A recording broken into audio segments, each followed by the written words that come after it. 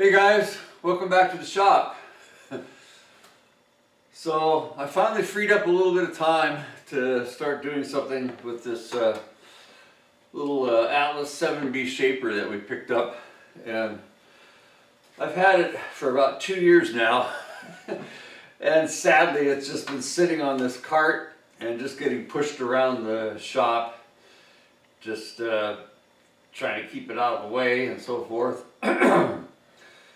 And finally came up with some time to work on it. So the first thing I want to do though is I don't want to work on it down here on the ground on this cart. I want to get it back up on the stand. But I want to be able to move it around so I can, get it over here by the bench or put it away when I'm done working on it for the day and that kind of thing.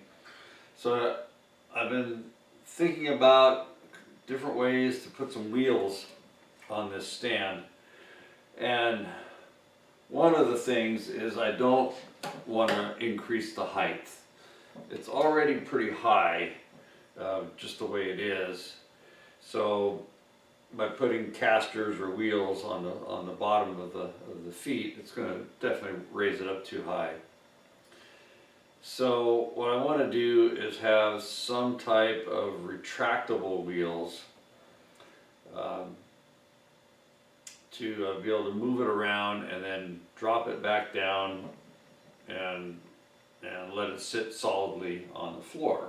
And we've also got a little weeble wobble problem to take care of, so we'll address that in the same process. So yeah, so anyway, I jumped ahead a little bit. I did get started on this, so filming a little out of order. So let's just do a quick walk around and then we'll dive into the project. So I picked this up a couple of years ago and I did shoot a little bit of video on one of the update videos. So it's an Atlas 7B and it appears to be in really good condition. And I wasn't even looking for it at the time. It ended up finding me. I was helping a buddy clean out his father-in-law's estate, and he said, yeah, there's some machines there, I don't know what they are. So there was this and quite a bit of other metalworking and machine shop, hobby-sized machines. So long story short, a lot of sweat equity, because I helped them a lot. So I got a smoking hot deal on this, and I knew I wanted it the second I saw it. But anyways, it's just been sitting here for 2 years. I brought it home, had to take it off the stand to get it home, and rolled it into the corner, and that's about all I've done with it. I have looked to see what it needs as far as missing items. So let's just take a quick look. So the first thing is the vise is not the original vise. It appears to be a shop made or a shop modified vise. I would like to have the original. The prices they're getting for original vices is just unreal. So we'll try this one, see how it works. We may end up just buying a little import machine vise and trying that as well. We'll see when we get to that. The down feed has been repainted, which I'm not sure what's going on there. There is some backlash in the lead screw, and let's see, 1 second. There's also some backlash in the cross feed. Yeah, so I don't know if these things were just loose like that, or if the screws are worn. But just looking at the ways, both for the cross support and the ram, I mean, it looks like it's had almost no use whatsoever. And then looking at the sheaves, there's no wear on these sheaves at all. Yeah. And then and the belts have very little wear. They're rotten just from age, but I mean, there's no glazing or anything on the belts. So I think it's got very low use time. The ratchet mechanism seems to be okay. From what I've read, these tend to break from, you know, not paying attention and letting the auto feed get all the way to one end, and then it'll crash. The crank handle, I don't think this is original. It's been modified with a socket, because this is a 1/2 inch and it takes a 3/8. But you know what? I think that'll be fine, unless we can find another one at a good deal. Okay. All right, let me turn it around. We'll look at the other side. Okay, so on this side, we have an issue. It looks like the machine was either ran into or tipped over, and the belt guard, it did not have the small belt guard, and the boss here for the guard support and pin, as you can see, is broke out. So I've actually located another oil pan that everything is intact, so we'll probably swap this out, and I may do a repair on this, and then either keep it for a spare or put it up on eBay. I don't know. So that's the only real bad part I've found so far. Let me bring you guys in. I'll show you the gearbox. Everything in here's got a nice coating of really old grease, but appears to be intact. You know, this grease is really dried out, so I haven't run this machine. I don't want to run it until I get everything cleaned. I don't want to cause any issues. I'll bring you in here for a close-up, but geez, everything in here looks really good. All right, we're handheld here, guys, so just giving you a look at the interior here.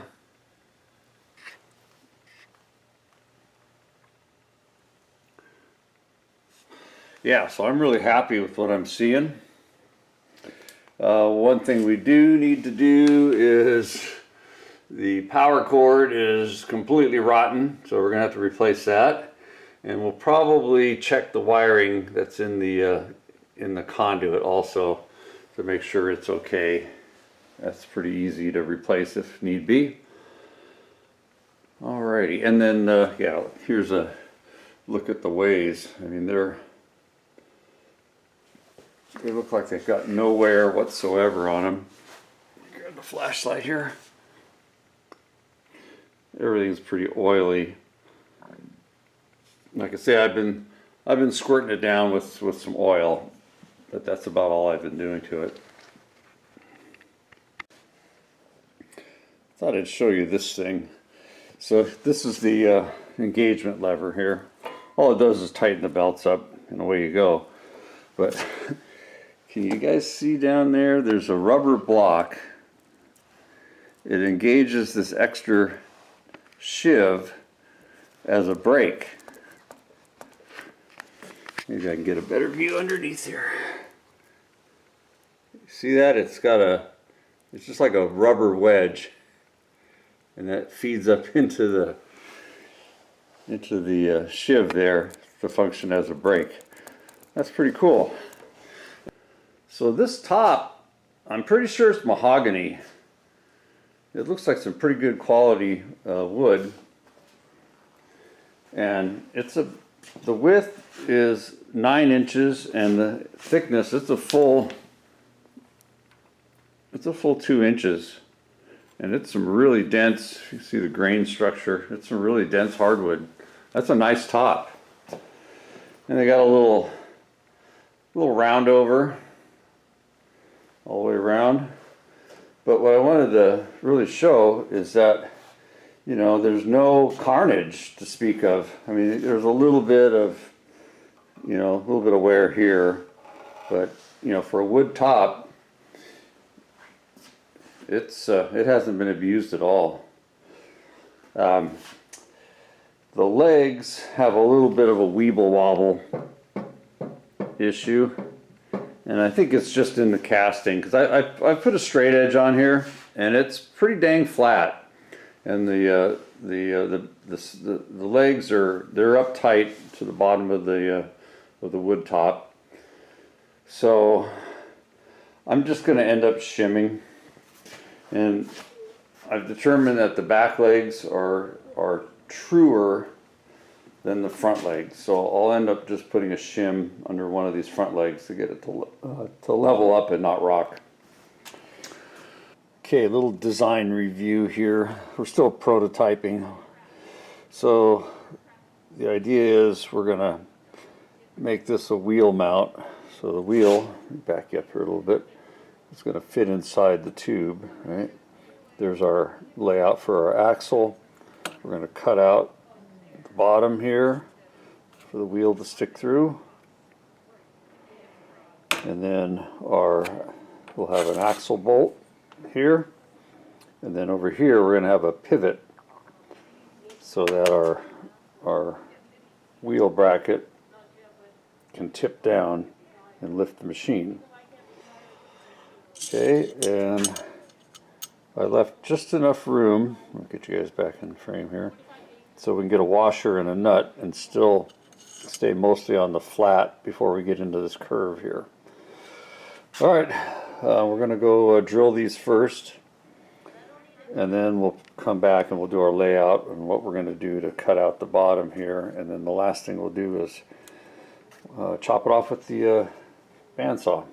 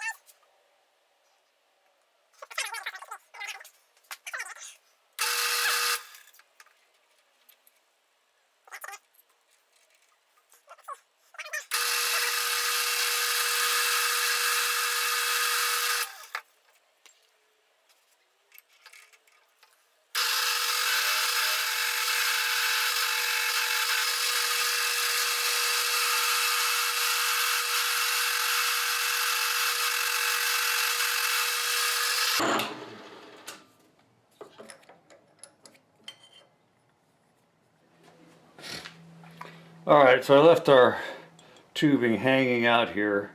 I didn't want to have it back in the vise because we're going to be squishing the tube, and since we're cutting out the top, it'll probably squish together. So anyways, that's my thinking. Alright, let's see where we are here.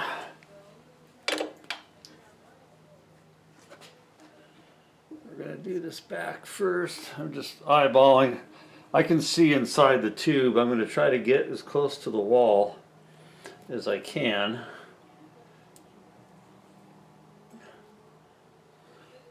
To the inside wall, that is. Okay, right there looks good. Let's lock our Y. Okay.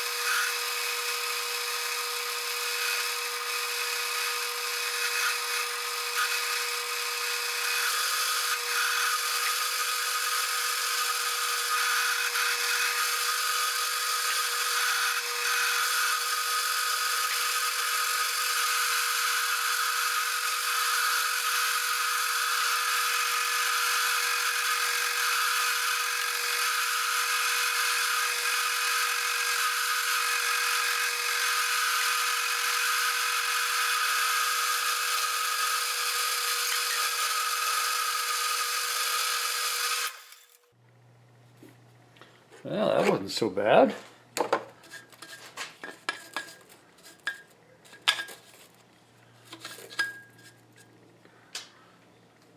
Okay. I think I'll just round that over with a file. Okay, I'll bring you back when I'm done with that.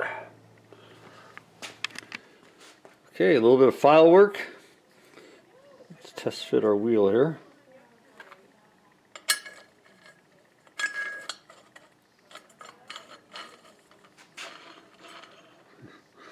I think that's going to work. Wow, that came out pretty nice. All right, so now what I got to do, I'm going to cut this off, and then we'll go over to the shaper stand and see if this prototype's going to work.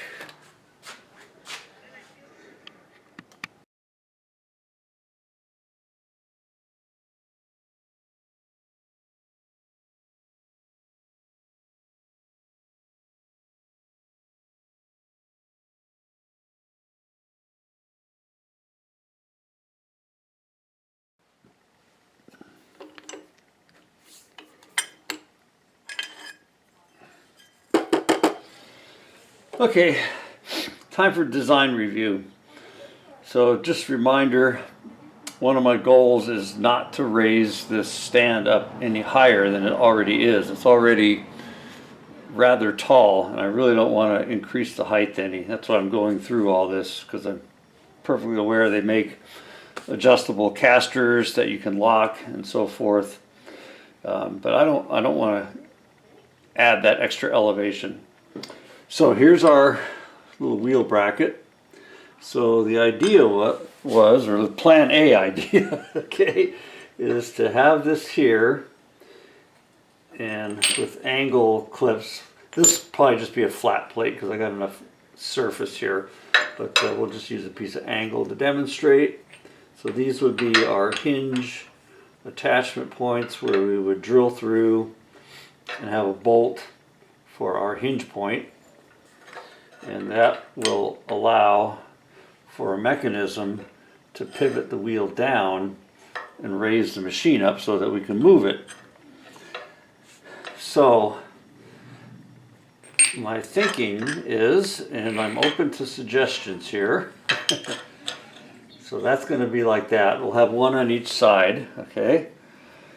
And and then the other thing is I don't want to alter this stand any more than absolutely necessary. I'm trying not to,